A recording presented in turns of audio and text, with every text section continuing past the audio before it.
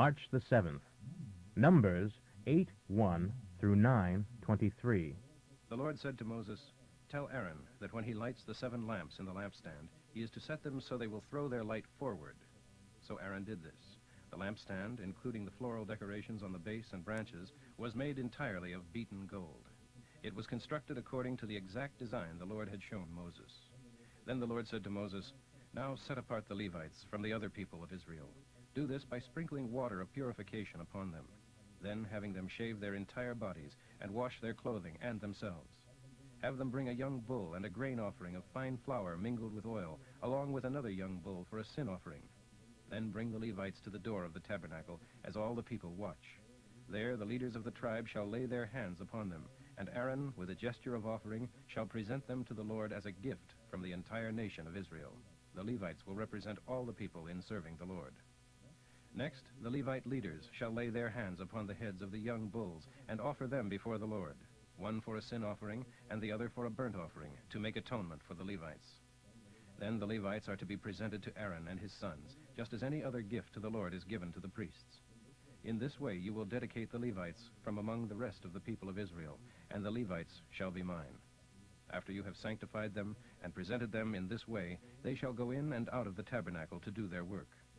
They are mine from among all the people of Israel, and I have accepted them in place of all the firstborn children of the Israelites. I have taken the Levites as their substitutes. For all the firstborn among the people of Israel are mine, both men and animals. I claimed them for myself the night I killed all the firstborn Egyptians. Yes, I have accepted the Levites in place of all the eldest sons of Israel, and I will give the Levites as a gift to Aaron and his sons. The Levites will carry out the sacred duties required of the people of Israel in the tabernacle, and will offer the people sacrifices, making atonement for them. There will be no plague among the Israelites, as there would be if the ordinary people entered the tabernacle. So Moses and Aaron and all the people of Israel dedicated the Levites, carefully following Jehovah's instructions to Moses. The Levites purified themselves and washed their clothes, and Aaron presented them to the Lord in a gesture of offering. He then performed the rite of atonement over them to purify them. After that, they went into the tabernacle as assistants to Aaron and his sons. Everything was done just as the Lord had commanded Moses. The Lord also instructed Moses, "The Levites are to begin serving in the tabernacle at the age of 25, and are to retire at the age of 50. After retirement, they can assist with various light duties in the tabernacle, but will have no regular responsibilities." Jehovah gave these instructions to Moses while he and the rest of the Israelis were on the Sinai Peninsula during the first month of the second year after leaving Egypt. The people of Israel must celebrate the Passover annually on the 14th day of this first month, beginning in the evening. Be sure to follow all of my instructions concerning this celebration.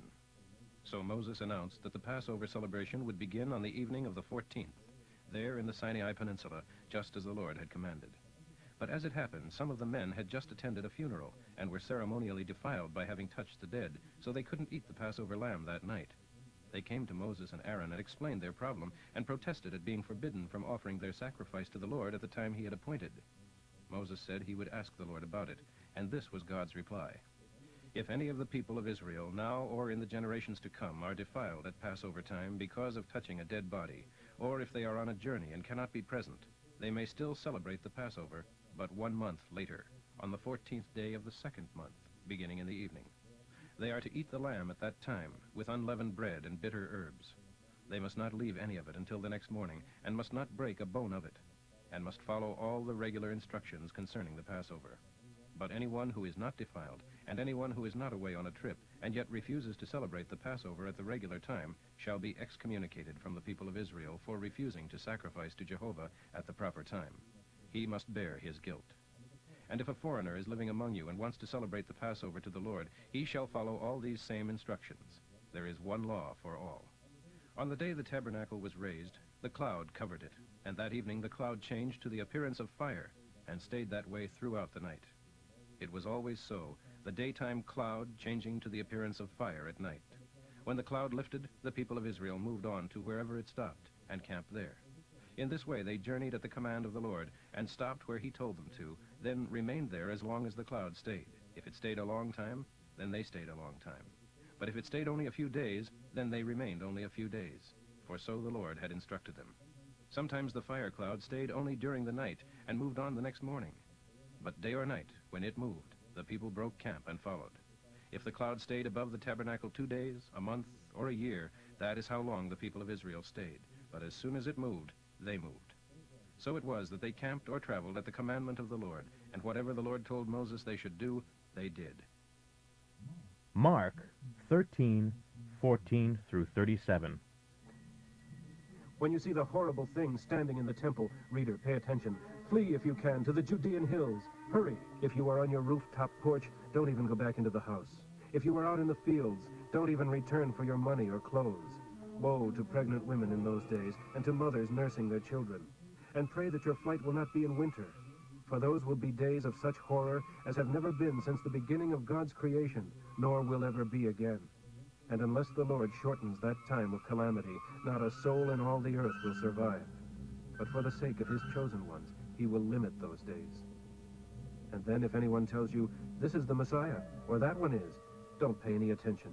For there will be many false messiahs and false prophets who will do wonderful miracles that would deceive, if possible, even God's own children. Take care. I have warned you. After the tribulation ends, then the sun will grow dim, and the moon will not shine, and the stars will fall, the heavens will convulse. Then all mankind will see me, the Son of Mankind, coming in the clouds with great power and glory. And I will send out the angels to gather together my chosen ones from all over the world, from the farthest bounds of earth and heaven. Now here is a lesson from a fig tree. When its buds become tender, and its leaves begin to sprout, you know that spring has come.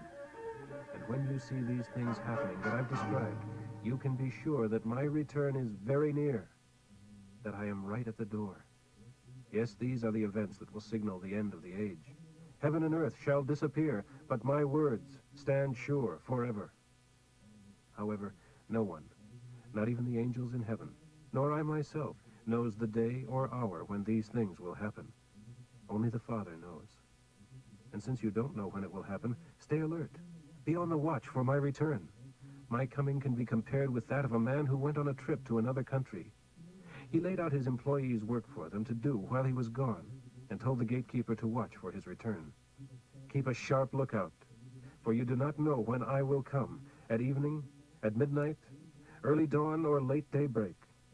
Don't let me find you sleeping. Watch for my return. This is my message to you and to everyone else. Psalm 50, 1 through 23.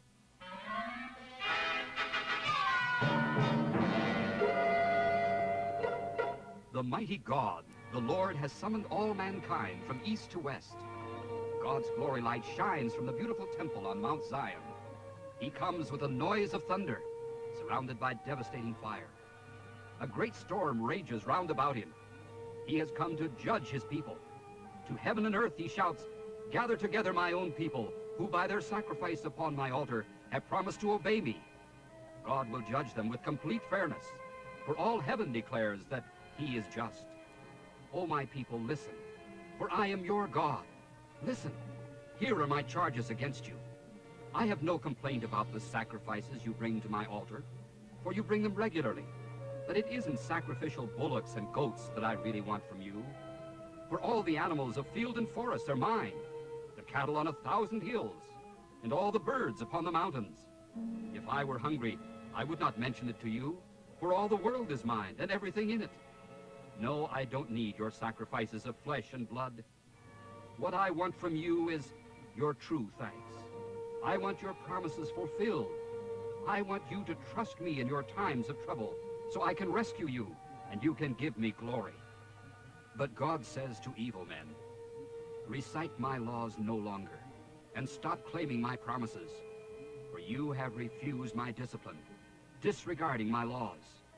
You see a thief and help him, and spend your time with evil and immoral men. You curse and lie, and vile language streams from your mouths. You slander your own brother. I remain silent. You thought I didn't care. But now your time of punishment has come, and I list all the above charges against you. This is the last chance for all of you who have forgotten God before I tear you apart, and no one can help you then. But true praise is a worthy sacrifice. This really honors me. Those who walk my paths will receive salvation from the Lord. Proverbs for today, 10, 29 through 30. God protects the upright, but destroys the wicked. The good shall never lose God's blessings, but the wicked shall lose everything.